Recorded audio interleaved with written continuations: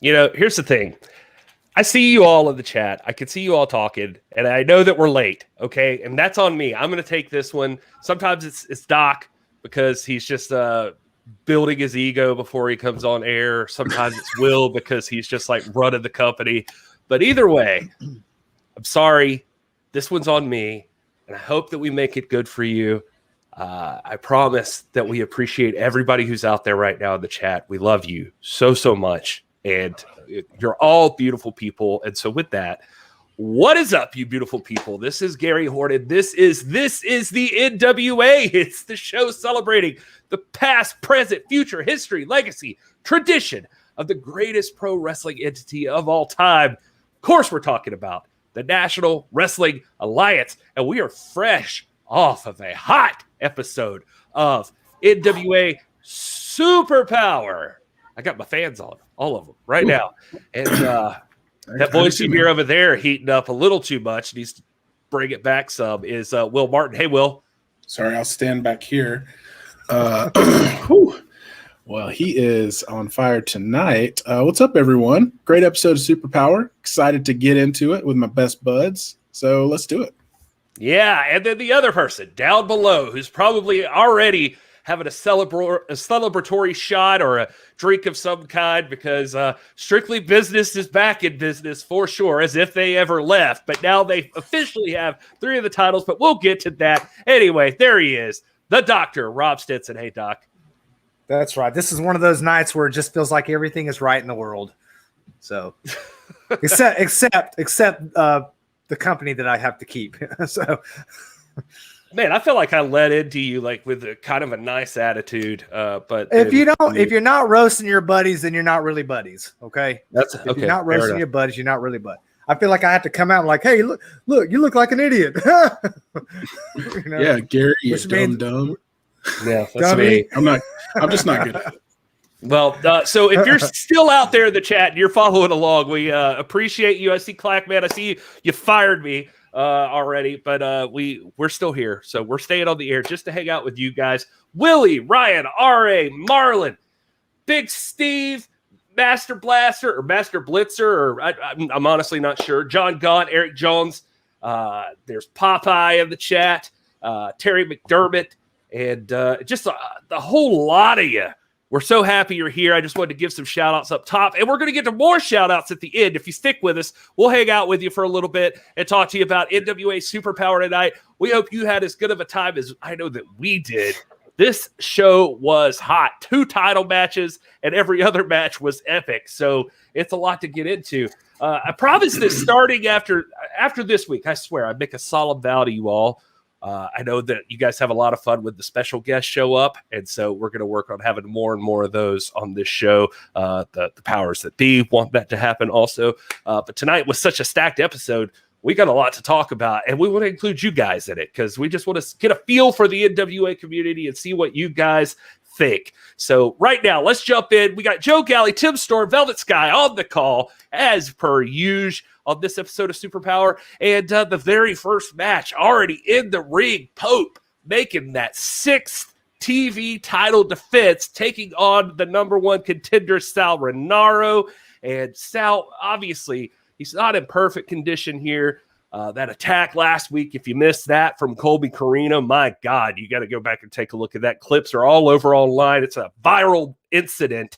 I would call it a moment, but that feels like it's giving it disrespect. Like it's a thing that happened that nobody's proud of except probably Colby Corino. But anyway, Sal able to get back in the ring tonight, although clearly, like I said, he's not 100%. Pope very respectful of Sal in this matchup, not being nearly as aggressive as he could be. You could tell that he was laying off the actual injured arm of Sal or shoulder. I think Tim Storm gave us a report that he had like a separated clavicle or something like that. So, but honestly, even still at 100%, there was just something going on here. Pope was outclassing Sal Rinauro in this matchup.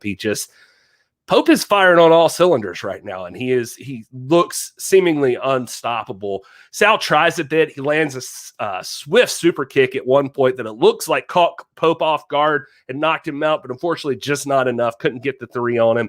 And finally in the corner, Pope hits a cutter on Sal and led directly into the Elijah Express.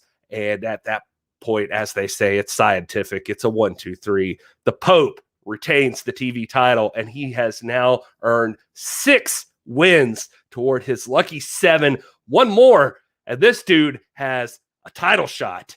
Doc, I'm curious, what are your thoughts on this matchup with Sal Rinauro and the Pope? There were several things going through my head. I made several notes about this. One, it was really a mathematical equation from the beginning. If you remember what happened last week with Colby Corino, and I was surprised that Sal even showed up this week to meet this challenge. But that speaks to the kind of heart that Sal has. I don't think, I've been critical of Sal in the past for this and that, but you cannot help but respect the man. This is the man who was the first to ever walk through the curtain in the Powerrr studio. He and Billy Buck, I believe, took on the Dawsons in the very first episode of Powerrr, all the way back in October of 2019. And it has been a long road that he's navigated to finally get himself in position to win a championship, to be, like he was saying, 3 seconds away. All he needed was 3 seconds. But really, we didn't see the best version of Sal tonight. We saw the best of his heart, but physically it just wasn't going to happen. And on the flip side, you're looking at the Pope, man. The Pope is as hot as anybody in the world of wrestling. He's looking great. Physically, he's well oiled. He's technically tuned up. You just remember back when he won that championship and the brutality that he suffered when he won that, and then him giving that epic speech and showing his heart and the respect that he has for the tradition of the National Wrestling Alliance, and that respect was apparent tonight in his regard that he showed Sal Rinauro. But remember, wrestling is it's a prize fight. It's a combat sport. And I'm concerned that the Pope might be a little bit too classy, that he might be too willing to be too deferential, because really, even being hurt, Sal Rinauro was still 3 seconds away. And there was still a minute and some change left in this match. Anything can happen. So my thing is like, look, Pope, if you want to go for it, if you want to really be the guy that's going to face Nick Aldis and take that belt, you're going to have more killer instinct. Will, I want your thoughts on the match, obviously, and then just as we throw here, there was some jaw-jacking that occurred because one man, he's not going to be able to be classy. Rob makes a well-advised concern there. I feel like he's got one that Pope's not going to be able to be classy when it comes to Tyrus, and Tyrus was there at the end of the match, mouthing off to the Pope, and they had some back and forth. But Will, just your thoughts on the match, and then also that factoring Tyrus into the equation now and what he's got up his sleeve. Yeah, it was a fantastic match. I mean, it's everything that we've come to know and love about a television title match, which is you've got a champion like Pope, the caliber of a performer that he is, and then you've got a guy like Sal Rinauro with all the heart in the world who earned his spot in that match, and he's overcome some obstacles to even be in the ring tonight. But just to echo what you guys have said, I mean, it was mathematical. I mean, Pope is champ for a reason. And Sal, no disrespect towards Sal, on his best day, he might have more of a shot.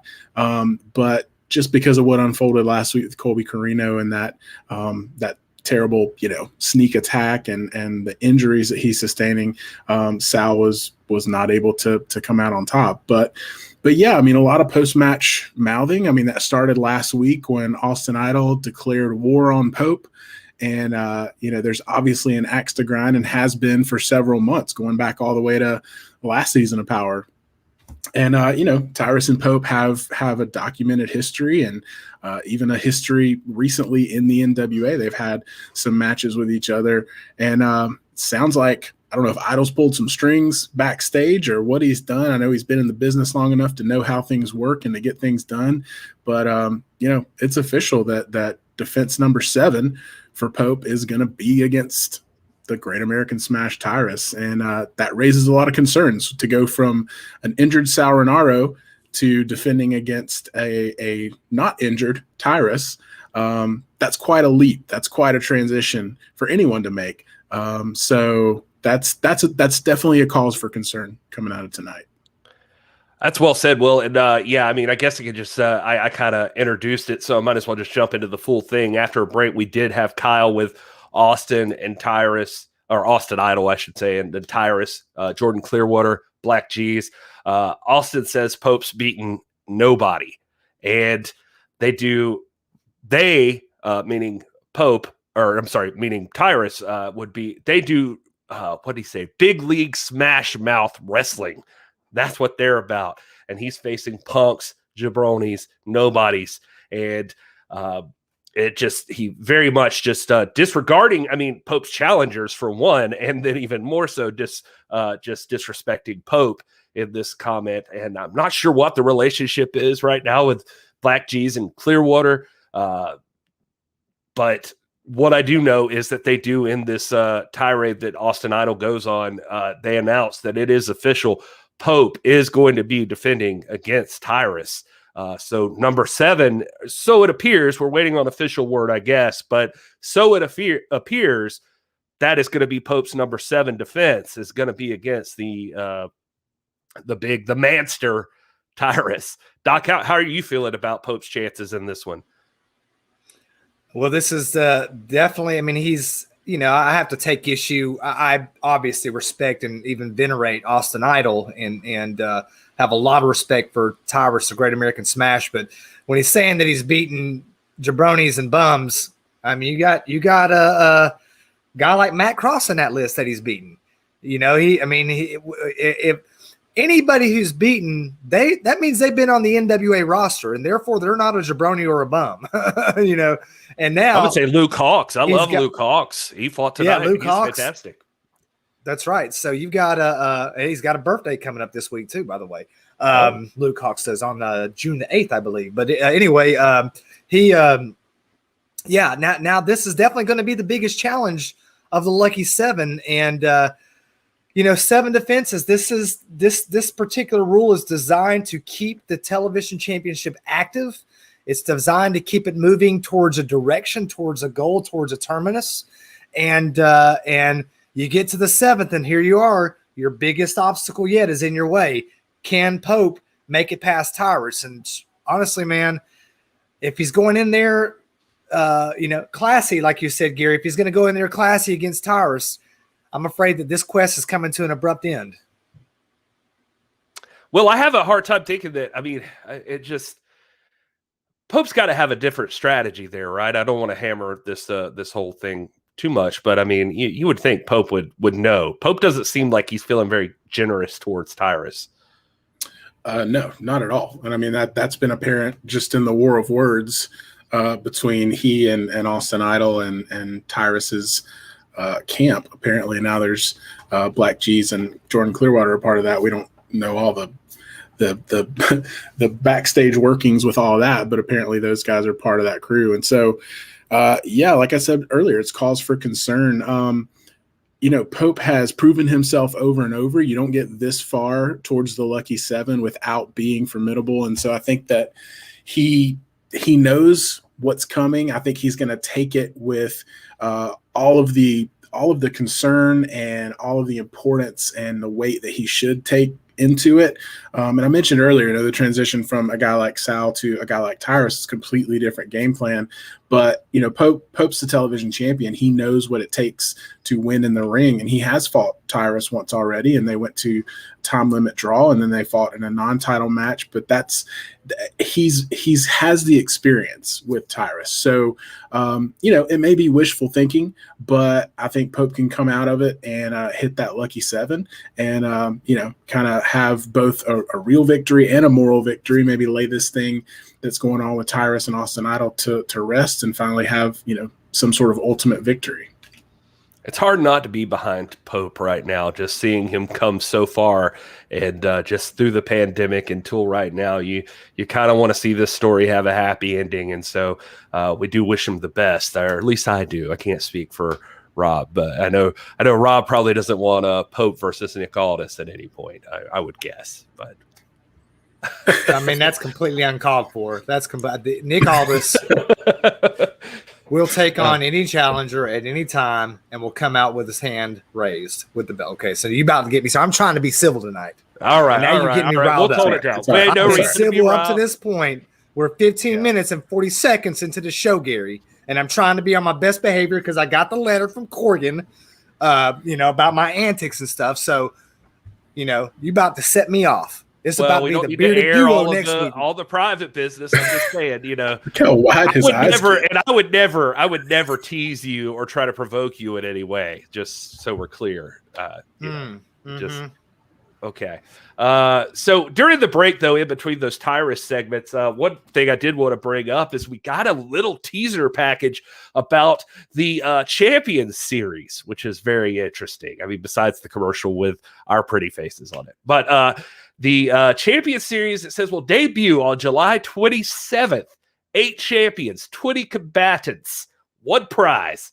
Very interesting. That's all the detail we got. We got a little tease of it last week, a little bit more this week. I'm sure we'll be having more and more coming out as the days go on. But the Champions series, and the only thing I can piece together, and I'm curious what you guys are thinking right now as far as what this might be, but it does say 8 champions. So I was trying to do the math. I was like, hey, how many? If I could do the meme of the diagrams going around my head, I was like, there's not 8 championships. So that to me spells out, and credit where it's due, will help guide me there, is that it did tease last week that current wrestlers and legends could be involved. So these could be legendary status type champions. So very interesting, but just curious, how are you guys feeling about the Champion Series? What do you think we got going on here?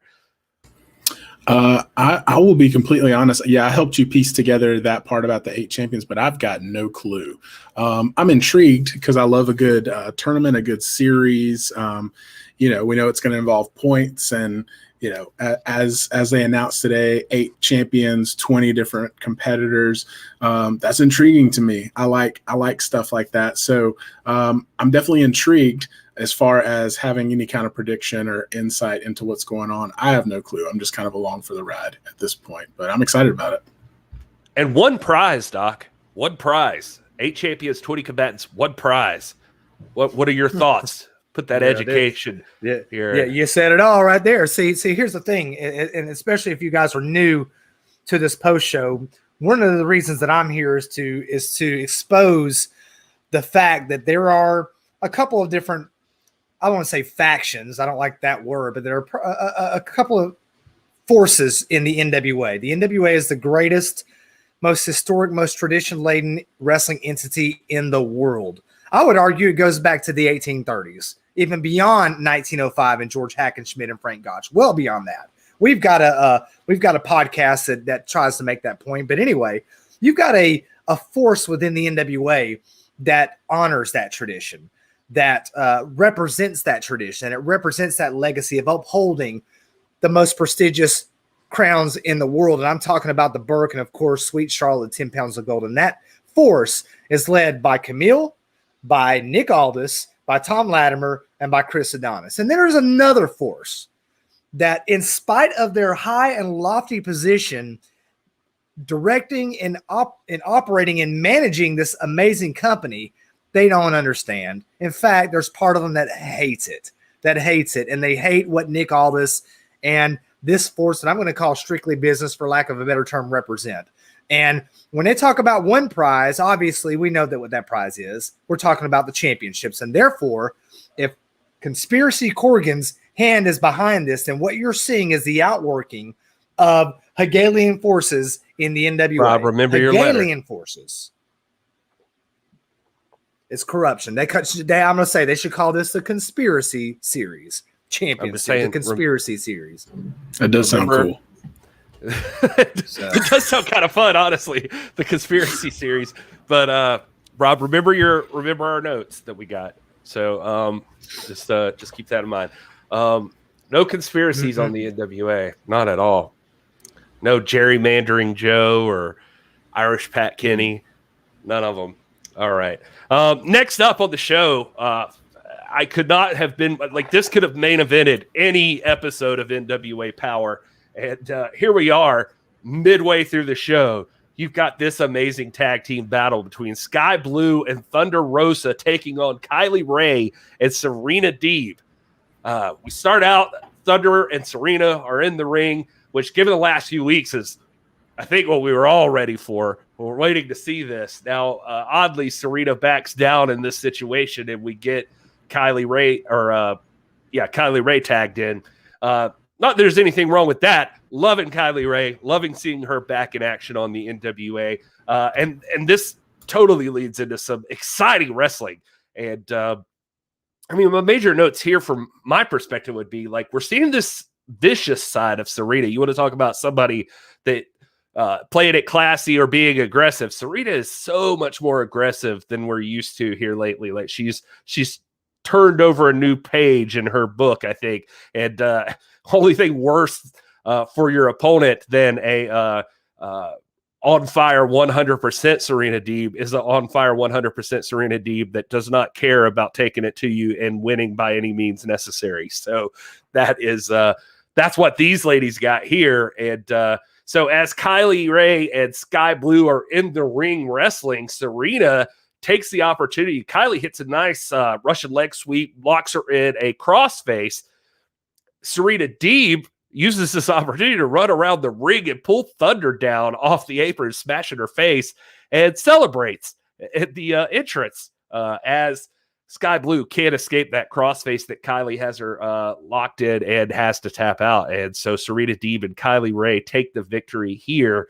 And speaking of which, so Thunder chases off Serena Deeb, and that's where they ended up. Kylie does celebrate in the ring. Serena's vicious. I just wanted to also point out, it's also mildly creepy to me seeing how Kylie just smiles all happy while she's forcing a submission on someone.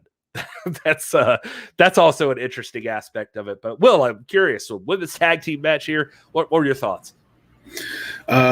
Wonderful match. You said it yourself. Could have main evented easily if there hadn't have been a national championship match tonight.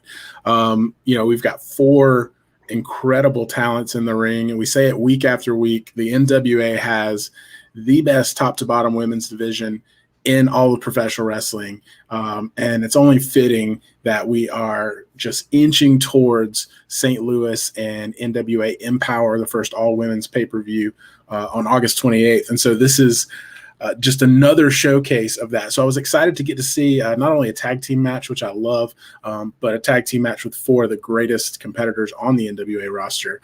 And yeah, a lot of interesting stuff transpiring in this match. You do see that vicious side of Serena Deeb, something that we haven't really seen until the last couple of months, I feel like. She was at the podium with Thunder Rosa a couple of weeks ago and was, seemingly very classy and very, well-spoken and talking highly of Kylie Rae and Thunder Rosa speaking highly of Skye Blue. So tonight's obviously the culmination of that. But this match was a hard fought one, man. I mean, there was a lot of ups and downs here, a lot of things that I wanted to see that I didn't get to see, such as you mentioned, Thunder Rosa and Serena Deeb, going at it. Serena Deeb seemed to be all over the place to try to ensure a victory here and to try to thwart Thunder Rosa from getting any kind of traction. That's not to say Thunder Rosa didn't get traction. She was definitely in control for a lot of this match. But, ultimately in the end, Serena distracted, held back Thunder Rosa, and Kylie Rae for the second week in a row, is seen getting a victory in the middle of the ring. And as you said, Thunder Rosa chases Serena Deeb out of the arena, and that's certainly not a finished story right there. But it was a great match. I really enjoyed it. Doc, I want to get your thoughts on this tag team match, but also I thought of you, oddly enough, while I was checking social media during this matchup, and a lot of people were sharing Will's sentiments that NWA has the best women's division in professional wrestling. I saw it like all over the place on Twitter. Then you'd have certain people being like, what women's division? Or what are you talking about? Who's in their women's division? And then people would reply like Thunder Rosa, Serena Deeb, Skye Blue, Kylie Rae. You got all these, Kinsey Page, Genocide. You just think of all the names, and people are like, well, yeah, but like Serena Deeb's not really in NWA. She's in AEW. I got to go back through and just reply to all these, because what I want to say is, no, listen to Doc Stinson. The NWA is a meta promotion. The key to their women's division is it's anybody who dares step in the ring. That's the fun part of the NWA. It could be anybody. Their women's division is whoever the hell they want it to be. Anyway, Doc, your thoughts. You're 100% right. We've said this for well over a year now. That's kind of been one of the hallmarks of what we preach when it comes to the strength of what the NWA offers the world. The NWA is a meta promotion. It is the meta promotion. It's the one ring that rules them all. And so I have to applaud the commentary team in what they were saying during this match. They're speaking about NWA Powerrr and what that brings. And they made the point that contract or no contract, anyone who is willing and able is welcome to the NWA. And therefore, Serena Deeb, yes, she's all elite wrestling. She is, but she is on the NWA roster. And she held that Burke courageously, valiantly. And, speaking to the point you made about her with this new killer instinct, she got acquainted real quick with Camille Brickhouse. And therefore, if you're going to survive when the terrain looks like this, you're going to have a bit of an edge. You're going to have to be a little less classy, a little more killer instinct, definitely prize fighting oriented. But if you want to speak to the strength of this division, if you want to look at the blue chip prospects, the people who are not yet quite established on the main stage, and again, I don't mean this as any slight, but when the young, the baby birds, as Gary, as you like to say, when the baby birds in your division are women like Skye Blue and Kenzie Page, then you have a very, very healthy women's division. And it, like we've said for the last few weeks, we just woke up one day and suddenly this became the most intriguing, exciting, and I'd argue best women's division in wrestling. And this was, I can't add any more commentary than Wil added. He's the tag team expert anyway. It was a great match. It was a fantastic match, but I'm always thrilled when I see, former world's champions, legends, and blue chips all in the ring at one time. A microcosm of the women's division there at play right before us in a fantastic match. Great commentary, references to Mildred Burke there from Velvet Sky. Tim Storm taking us on a little history lesson through the trajectory of women's wrestling from, as Nick Aldis once said, from a punchline to a headline. And kudos to them. The action was great. The commentary was fantastic in this. Even Joe Galley was on his A game, and I don't like to say that, but I've got to call a spade. So, well, let's take care of some business here real quick because you brought up something I really wanted to bring up too. Just right off the, just following the chat. One thing I want to cover is, guys, tickets are going to be on sale for this event very, very soon. We've gotten word. We don't have anything that we could say publicly right now. And keep our jobs here on the post show. But I can tell you that it's very, very soon. You will be receiving news. So just stay tuned. Make sure you're following the NWA socials. You're going to find out. It's right around the corner. Very, very soon. That's all I can say.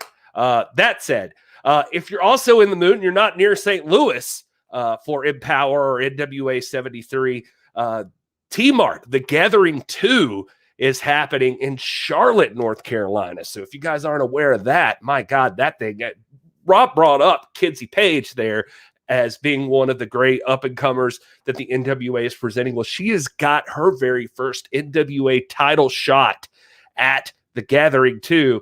They're calling it also the Rumble in the Hilton, I believe.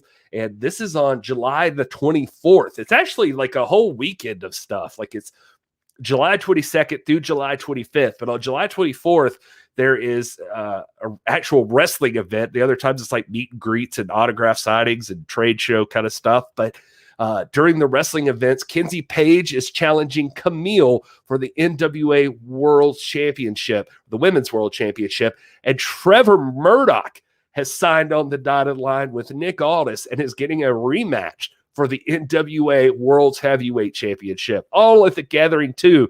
You can also see plenty of other wrestlers in action. Colby Corino is going to be there. So lots of folks you're used to seeing on NWA in and out of the brand there. They're going to be at this event. So I encourage you, if you haven't already, July 24th, it's at Hilton University Place in Charlotte, North Carolina, and tickets are on sale right now. I think you can go to tmartpromotions.com and you can buy your tickets. That's going to be a big one in Charlotte. If you watch that first episode, which is another thing we should promote, Race to the Chase, episode 1, dropped on YouTube. If you haven't seen that, you got to watch that, talking about the build and, of course, the race to the chase, the historic implications that this whole thing has at the Chase Ballroom, St. Louis, Missouri.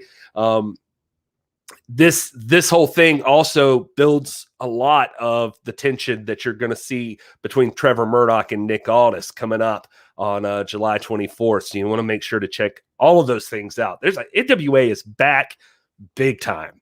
They are all over the place, and there is already so much stuff to keep up with. So we hope you guys got to check that out. And so the tickets, I see a Wrestling Soup, the tickets I mentioned earlier that we're going to get news on are for the Chase Park Plaza show, Wrestling at the Chase. That's all going to be coming out very, very soon.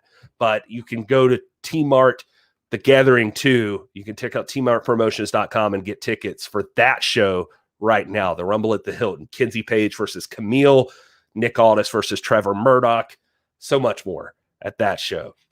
Did I miss anything there, guys? No? All right. Well, also, just if you don't already follow us, we are from a show called This Is Pro Wrestling. We're at TIPW Show on all the things.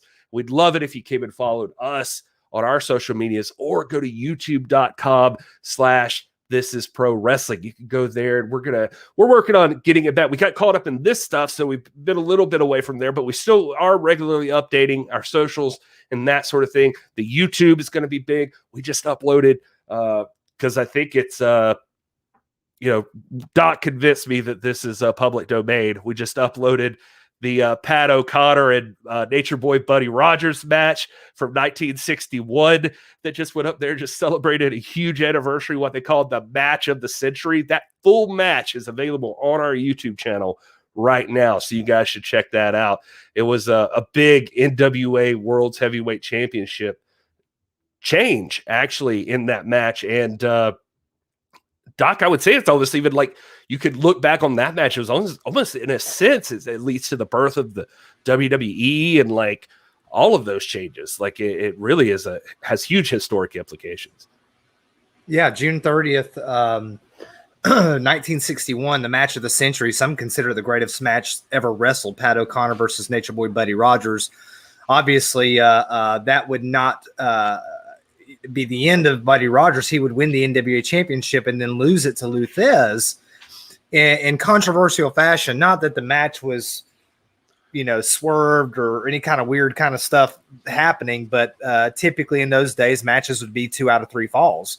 And because Nature Boy Buddy Rogers lost the title in a 1-fall match, the promoters out of the Northeast that really supported Buddy Rogers did not recognize that title change and continue to recognize him as the champion of the Northeastern promotions, which ended up becoming the WWF, or the WWF, and then the WWF, and then the WWE. But that's a very truncated Cliff Notes version of that. There's lots of intrigue surrounding that story, but this is very much part of the history of the NWA, because for many years the WWF was in and out of the NWA as an NWA territory, and so that history intertwines like every other organization does with the National Wrestling Alliance, and that's what we're here to do. You'll find more stuff like that on This Is Pro Wrestling on our other channel, and we've got some great resources out there that are more history and more educational oriented. But like, subscribe, join that stuff, follow, and if you really are into that kind of thing, we've got plenty of it for you. Yeah, thank you guys so much for everybody who already listens or follows or watches or whatever. We are grateful for every single one of you. And thanks for everybody for letting us take a second to plug our own stuff. Again, it's youtube.com/This Is Pro Wrestling. We're on a race for 1,000 subscribers there, and but we also have the podcast. You can find it anywhere. This Is Pro Wrestling, and socials at TIPW Show. Okay. So all of that said, I could do this thing that I always do and throw the banner scrolling down there. So if you missed it, there it is. Let's move on. Kyle is at the podium with Crimson and Jax Dane, and spotlight on Jax as he tries to explain to Crimson what's been going on with him lately. basically Jax has been a little aloof at certain points. And last week, Crimson took on Slice Boogie, and he beat Slice Boogie down and was going for the chair. Jax stopped him, but I think Crimson was hoping for this to be the end of all of the obstacles in their way for them to advance and become the dominant tag team they always planned on being in the NWA as the War Kings. But Jax has something to tell Crimson. He can't have him be mad because he goes crazy when he's angry. They're basically tells him they're BFFs for life. And but he met someone, and they had a couple of texts back and forth. One thing led to another, and now he seems to have another friend, and he doesn't want that to interfere with his friendship with Crimson. That's his wingman, and you never leave your wingman. But he makes Crimson promise not to get mad, and that was probably the best call because he brings out Slice Boogie, and Crimson is nonplussed. Is that the word? he's unhappy with that, and anyway, Crim storms off, and that is the end of that. Just curious, Doc, what you thought about that one. I know you just I just threw to you, and you gotta. No, man, I'm one of the ones that had such high expectations for the War Kings, and this twist is very unexpected. I don't think any of us saw this develop, 6, 7, 8 weeks ago as we were waiting for this season of Powerrr to unveil, that we saw that this kind of fraction would happen within what many consider to be potentially one of the great, at least most talented and most capable tag teams in the NWA. But I couldn't help but think, I was like, man, anytime I've got to break bad news to my wife, I always try to upsell it. I always kind of come at it with her with something big and then draw back like, nah, not really that. It's only this.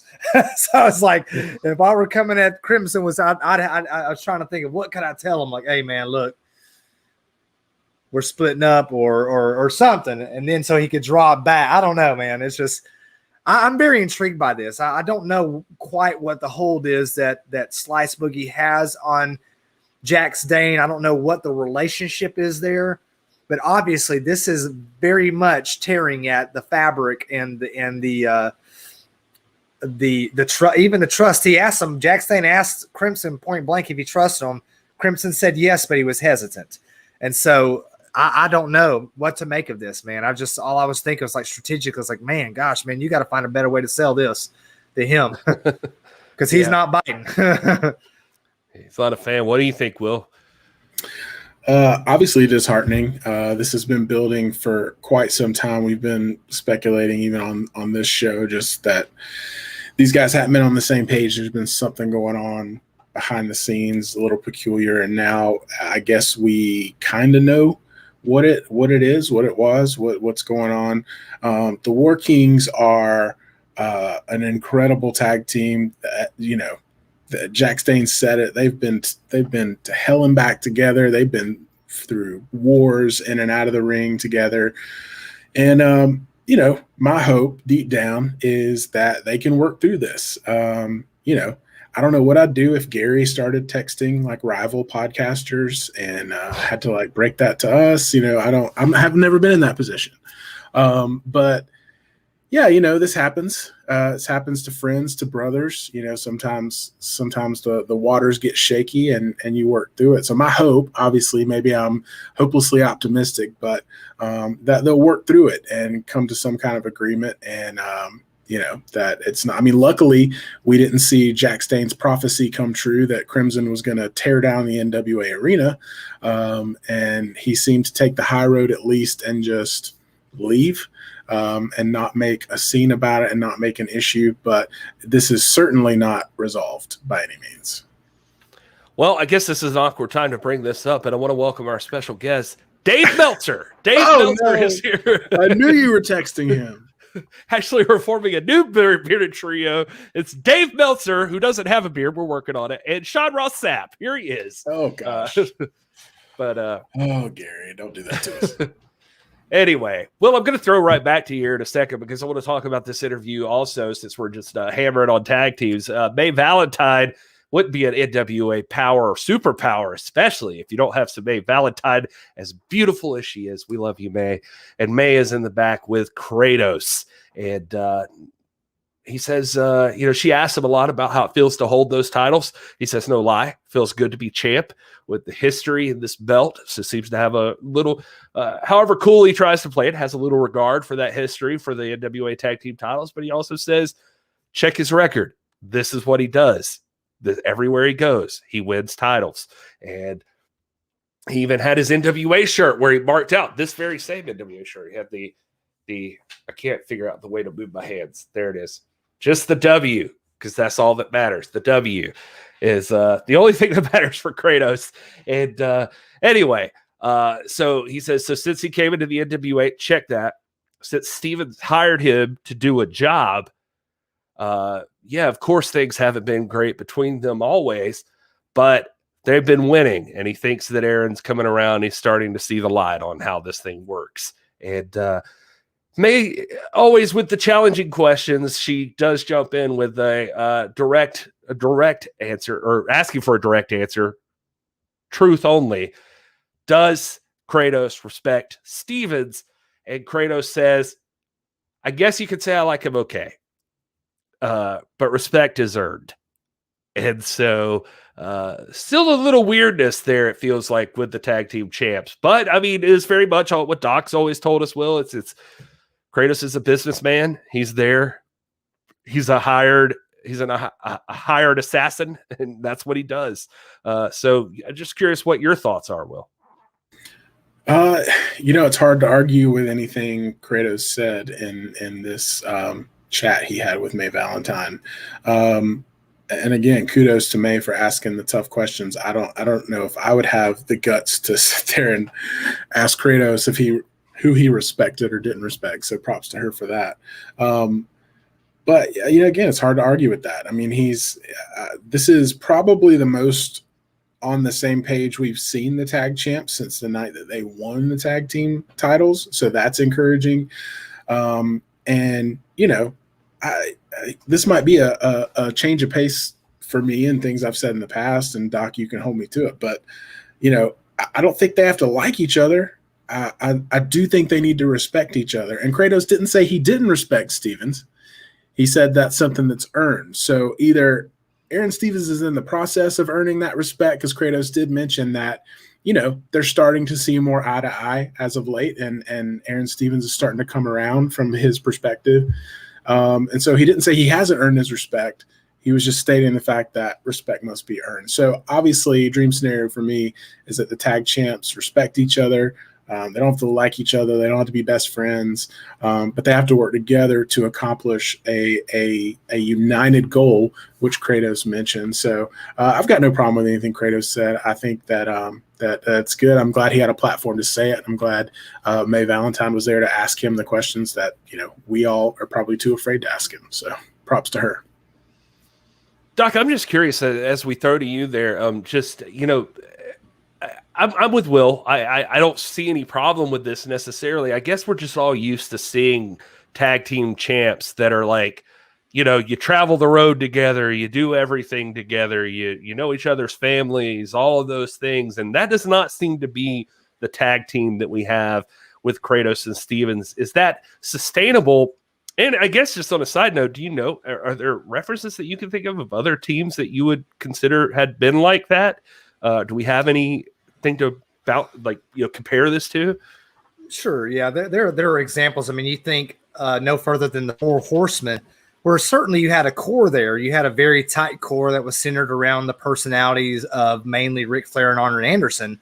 But then other positions, even Tully's position, was something of a revolving door. It was more of a client relationship. And the best example I can think of really would be Lex Luger, who was brought in as an alternate, then hired as a member. And then when he no longer served the purposes and interests, and when they felt like the relationship was no longer benefiting the organization, and that would be, the Four Horsemen and J.J. Dillon or whatnot, then he was removed and replaced with Barry Windham and a whole revolving door of other persons. There was always a core there, but then The other positions were very much auxiliaries. They were very much hired guns.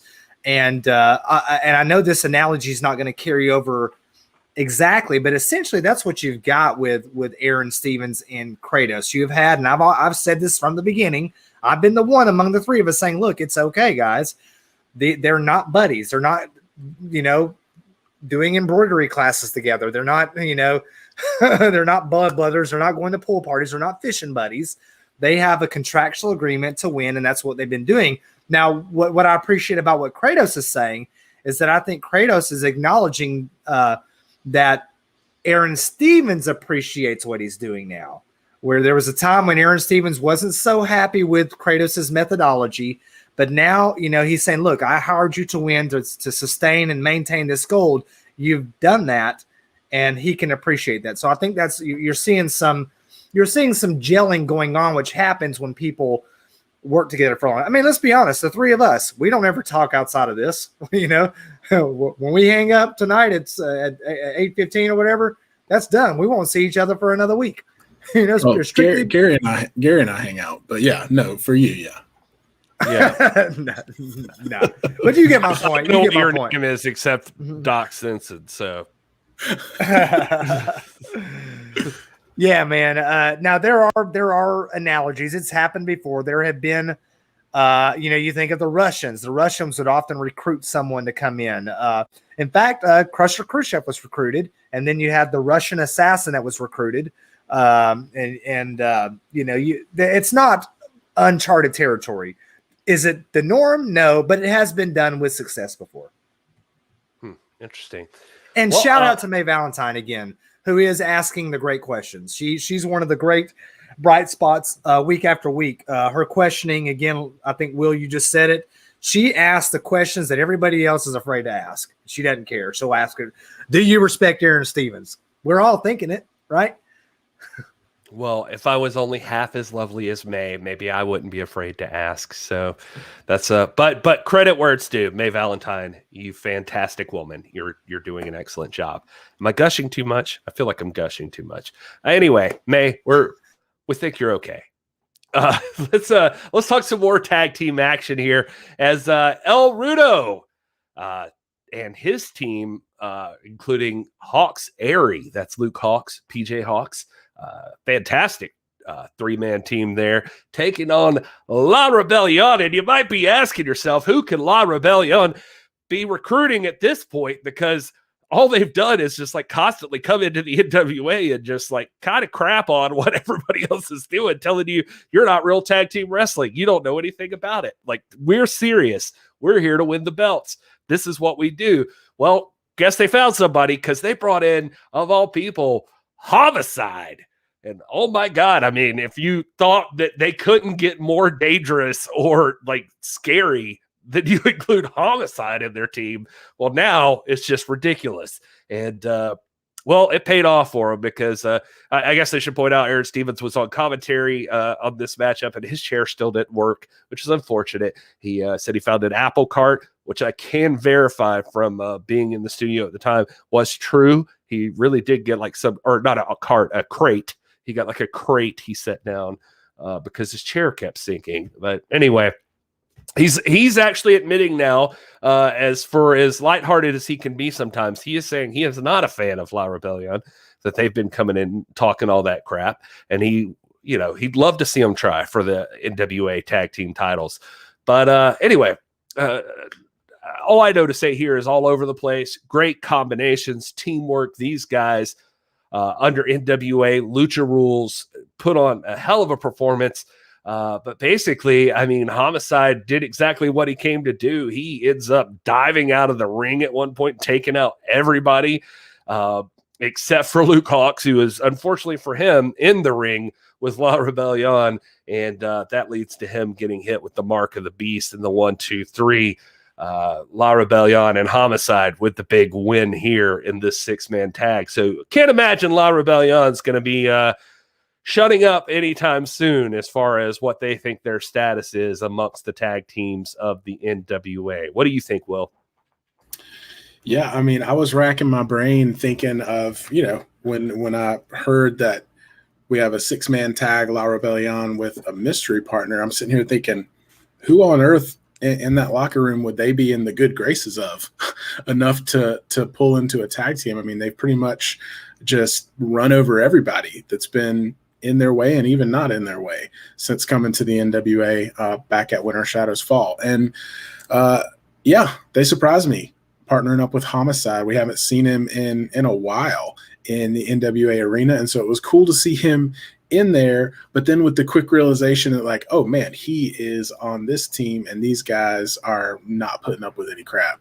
And they did exactly what they came to do, and that was dominate this match, wreak havoc in a Lucha Rules match, as was expected.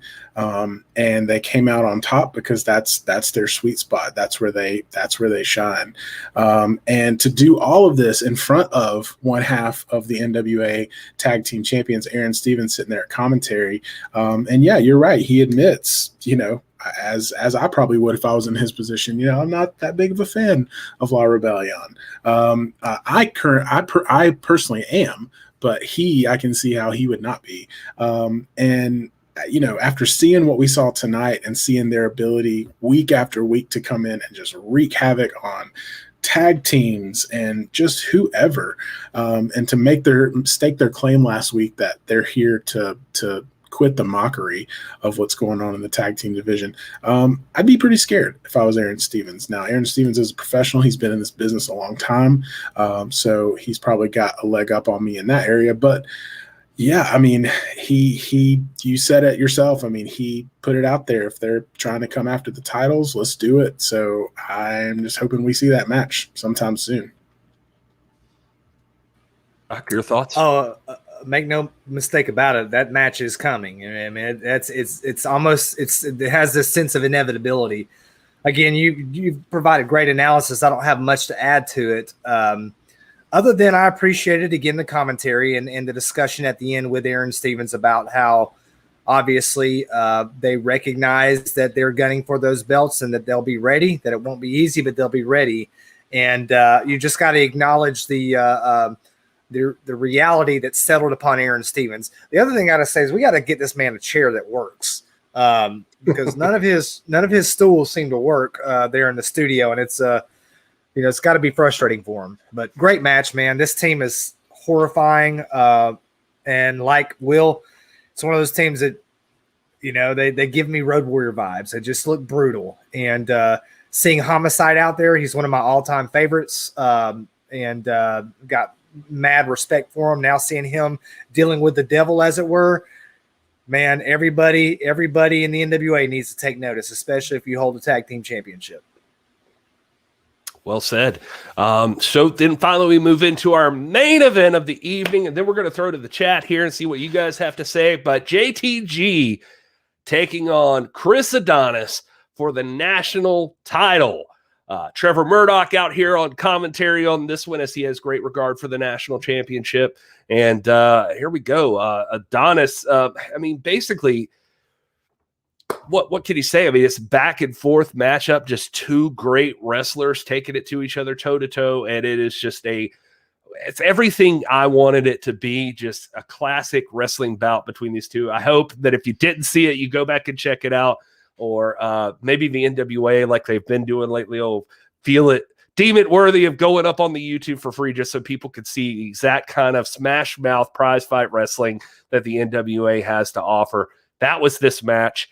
These two took each other to the limit, but at the end, Adonis slaps on that master lock. JTG almost gets out. Like, he works his way at least almost enough to get to the ropes, and Adonis, unfortunately, just lets go up to beat him down some more and slap it back on. Chris Adonis is relentless when it comes to putting that master lock on someone. If he gets you in there, you are almost certainly doomed just right then and there. Robert King goes for 3 arm lifts on JTG, but at that time, right after one, Fred Rosser comes down to the ring, who promised to be by JTG's side during this matchup in case of the interference from Strictly Business. And he basically throws in the towel for JTG, or so it seems. Just tells ref Robert King to stop the match. It's over. Let him go. That's it. And Robert King, for whatever reason, I'd love to talk to Robert King about what made this decision happen, but calls the match, and there it is. Chris Adonis regains the NWA National Championship, and obviously some interesting things going on at the end of this here. Trevor trying to get a word with Fred Rosser, has the awareness to ask for a mic and sort of saying like, what are you doing here? This man needs to be the one that gives up or is done, not you stepping in for him. And Fred Rosser stating that he's trying to save his buddy. And it's just a lot of confusion there towards the end. But one thing that's not part of that confusion is Chris Adonis is the NWA National Champion. And so I know Rob's got a lot to say about this, but Will, I'm going to throw to you first and just your thoughts. Appreciate that. Yeah, we'll get to the celebration and the validation of everything Rob's been saying for the past few weeks in a second. But I will say, if you're on the fence about whether or not to subscribe to NWA Powerrr on Fight TV, this match alone was well worth the price of the NWA Powerrr subscription. This is the kind of stuff that you get week after week. But this match was two powerhouses, two guys that were hungry for gold. And I'll go ahead and say this too, before Rob has a chance to say it. I'll give you props, Rob. Strictly business was not a factor in this match, and that was honestly surprising to me. But a very respectable part of this match is that Chris Adonis got to the end of this match, got the master lock locked in not once but twice, and reapplied it. With no outside interference. And there was never a doubt that Chris Adonis should be in that match or that he's worthy of being in that match. But, this was, man, it was just one of those matches that all throughout I was like, man, this could go either way. And I could totally see either of these guys carrying that title. And at the end of the day, kind of surprisingly, we've got Fred Rosser coming out and throwing in the towel. And, I'm kind of with Trevor. I feel like this has happened a lot in this episode, but he was kind of our surrogate in this situation, like asking what we were all thinking is like, hey, why did you do this? You got to let him finish the match like a man and let him be the one that gives up. And, you got Fred on one side of the arena talking, and then they cut to JTG getting out of the ring saying, I never gave up. I never gave up. I never gave up. So I have no idea if this is going to cause a rift in their friendship. We've seen this happen, in wrestling matches before where somebody's upset that they lose a match because somebody threw in a towel and they weren't ready to give up. But regardless, and I know this is where we're headed with Rob, congratulations to Chris Adonis, the rightful NWA National Champion. Tonight is your night. Your hand is held high, and you are back with that belt. So congrats to Chris Adonis.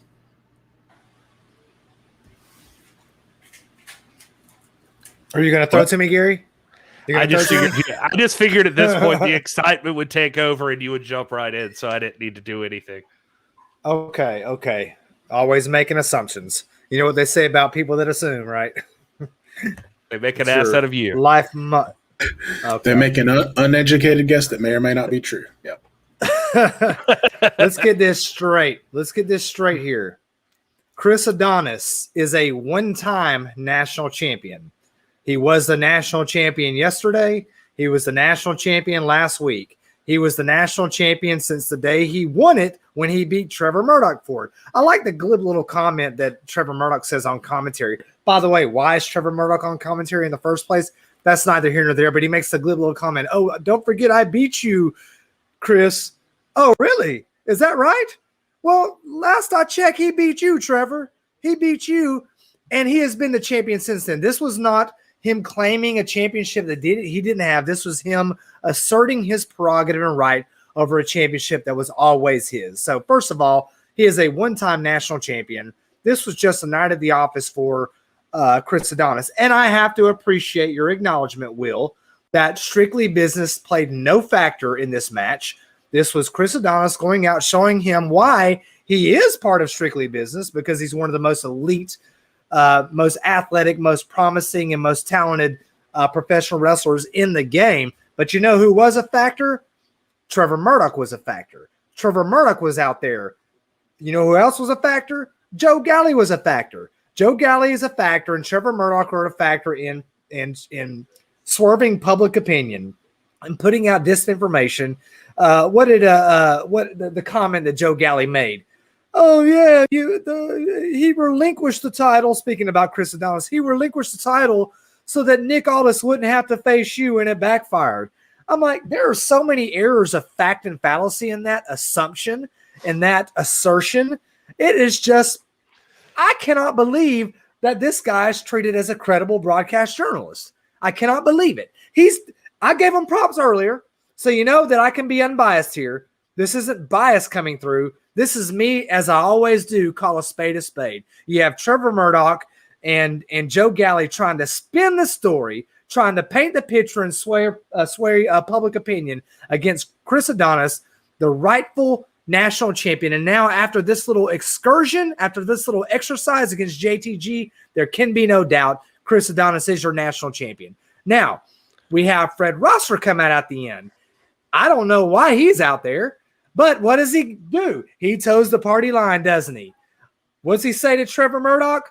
Oh, we'll get him once a day. We'll get him when Strictly Business aren't around, trying to make it again like everybody tries to make it about Strictly Business.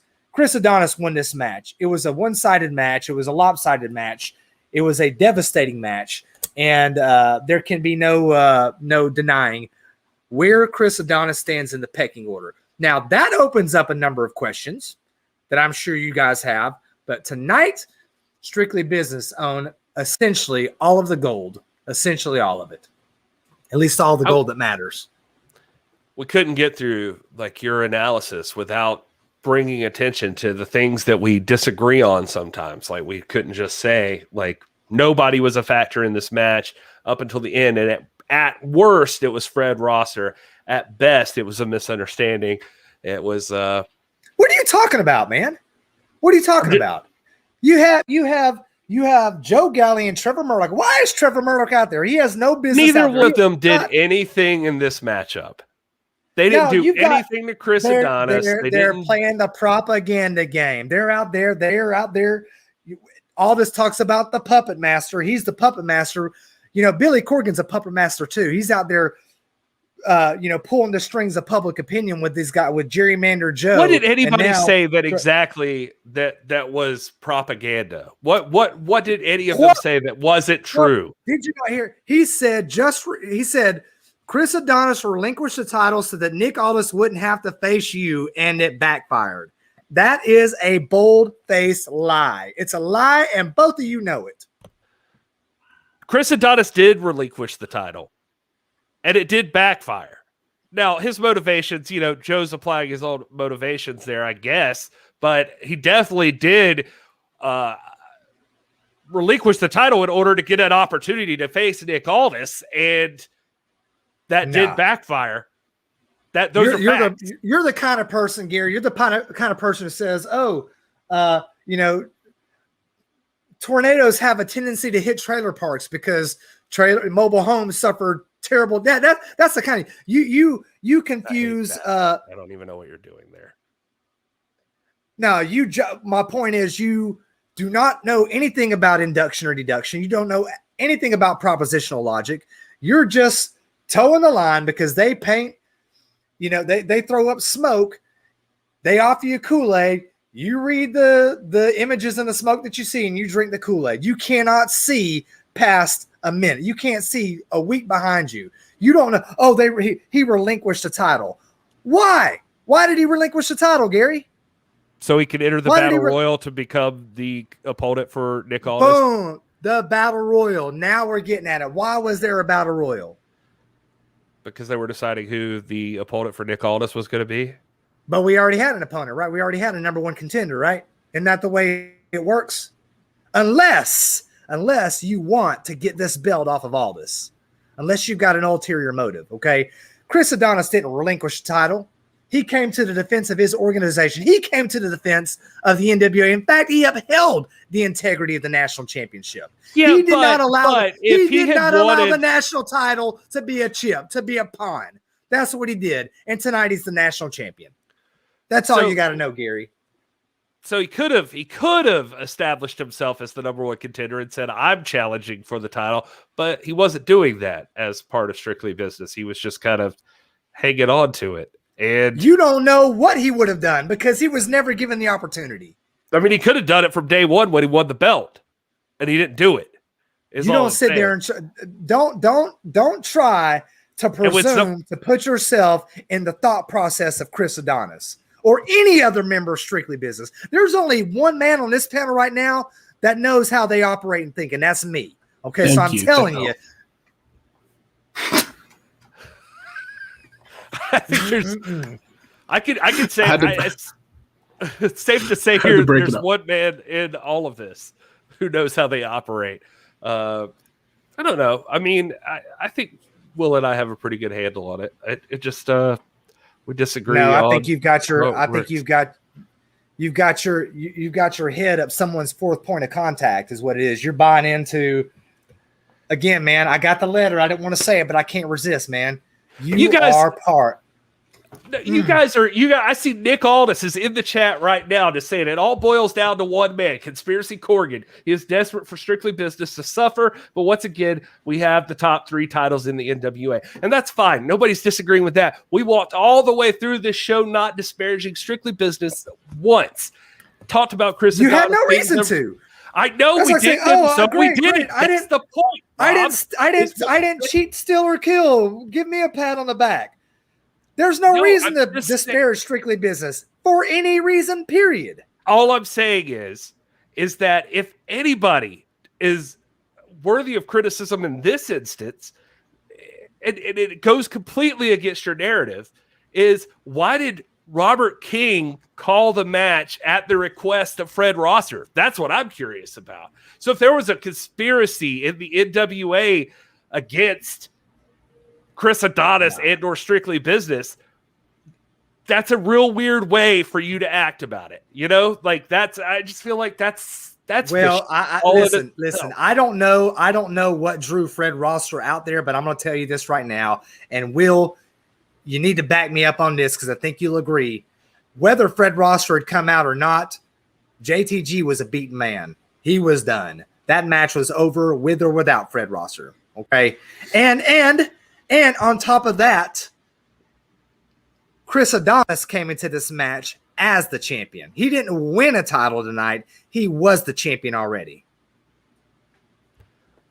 I've never seen anyone escape from one master lock, let alone a master lock being reapplied like that. So I'm not going to say you're wrong, and I'm not going to assume anything there. Gary, you bring up an interesting point, though, and not to fuel the conspiracy train here, but you guys know I love a good conspiracy. We do have Robert King, the lead official for the NWA, now in 2 kind of controversial calls that both have benefited Strictly Business. Now, I'm not implying anything. Oh my gosh! I'm just gonna say, listen, if you can call conspiracy a conspiracy, so can we. And that is a little peculiar. And I had not even had that thought, Gary, until you just now mentioned it. This is the second time we've seen Robert King make a decision. Now, I don't know the inner workings of that and whether or not Fred Rosser even really has I don't know if anybody can just walk out and throw in the towel for anybody else, or if he had pre-approved permission to do that or what. But that's an interesting point. You can't do that. Of course you can't do that, because any wrestler could just walk in at any point and be like, I throw in the towel for this guy. That would be garbage. So why would Fred Rosser be able to do it for JTG? Rob, I'm not saying that JTG wasn't a beaten man, but my point is the same as Trevor's, I think, here, and probably what Wil would think, is that it's up for it to be an official end to the match. Like, that arm has to drop 3 times. JTG has to say, I'm done. I've had enough. It has to be one of those ways. That's the way it works. It doesn't work for some outside person to walk in and say, just stop the match, it's over. That's where JTG is going to have the problem. And to Wil's point, this is the second time now in favor of Strictly Business. Robert King has made a decision that directly benefits them. He's speechless. No. I'm not speechless. I'm trying to process. There's so many, again, as I said before, there's so many errors of fact and fallacy in what you said. We can beat around the bush about this and we can go all day. I just want to know why you guys can't acknowledge the fact that Chris Adonis came out there and put on a superb showing. I said that right at the beginning. Everybody said Chris Adonis. There was a slant on the way you said it, though. There was a slant on the way you said it. You're like, oh, we can't wait for Rob to be able to gloat and adulate and this and that. You always make it about something else, man. You can never just give the man props. You can never just acknowledge the fact that, by the way, at one point did you say, because it's got to be me that says it, right? Not a single one of you acknowledged the fact that we're only 10 days away from 1,000 days in the greatest championship reign of the modern era. Not one of you have pointed out that. Not one of you. And you've not yet said, congratulations, Chris Adonis. Congratulations, Strictly Business. You've got the top three. I literally did say that in the NWA. Rewind the tape. Yeah, you said it with a smirk, though. You said it with a smirk on your face. Chris, you said it with a smirk on your face. I was going to say, I feel like that literally was said. And Nick Aldis hasn't come up except for being in the chat because he knew you, because he's obviously participating in the post show as a good NWA champ would. And anyway, my point is that Nick Aldis was not part of this discussion. We were discussing this specific matchup. And I'm not trying to disparage Robert King in so much that I think there necessarily is a conspiracy. It's just that the evidence is as much there, and I think this is Will's point too, the evidence is as much there as it is for any of the other garbage that you're spouting off. And if there was a conspiracy against Strictly Business, why do these decisions keep directly benefiting them? What decisions keep benefiting them? The world title match with Trevor Murdoch. The decisions by which great champions defeat opponents by the nature of the case benefit the victors. Okay? This industry by necessity benefits Strictly Business. Why? Because they're winners. They win. That's all they know how to do is win. They can't lose. And so, yes, it benefits them. But the very fact that you sit here and pretend to be an objective broadcast journalist, and you will bring up the potential of conspiracy with referee Robert King. Why bring it up if you're not trying to plant that seed? You just planted the seed, and now Gary's running with it. I guarantee you wake up tomorrow morning and half these jokers in the chat are going to be preaching that. And it started right here. You planted the seed. You disparaged not only the greatest wrestling organization, the greatest collective assembly of wrestling talent in Strictly Business, and the senior official, all with a straight face, all within the span of 5 minutes. And you respect yourself, and you respect yourself doing it. That's a shame. I'm probably going to be fired from this after I had to, because we got the letter. They told me to tone it down, and now I'm probably going to be fired. I don't think that that's going to happen, considering three of the NWA's champions right now would be all aboard with everything you're saying right now. They're, so I think you're fine. Even quote unquote conspiracy Corgan probably has to acknowledge that some, but I'm just saying the evidence is as much there as it's not for your conspiracy against Strictly Business. I think that's you guys are, if anything, I feel like I'm trying to bring it back down to earth, but then you start going off on some kind of rant like you're hosting some weird ass YouTube show talking about this is evidence of a conspiracy. A pro Strictly Business conspiracy is like saying, "Oh, I saw hoof prints. It must be a unicorn. There's evidence of a unicorn because there's hoof prints."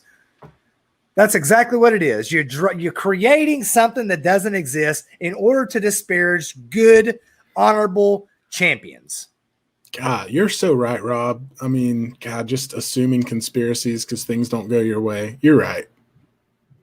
I don't even know why Nick Aldis has to speak on the show anymore. All he needs to do is show up and go to the ring. That's like really all he has to do.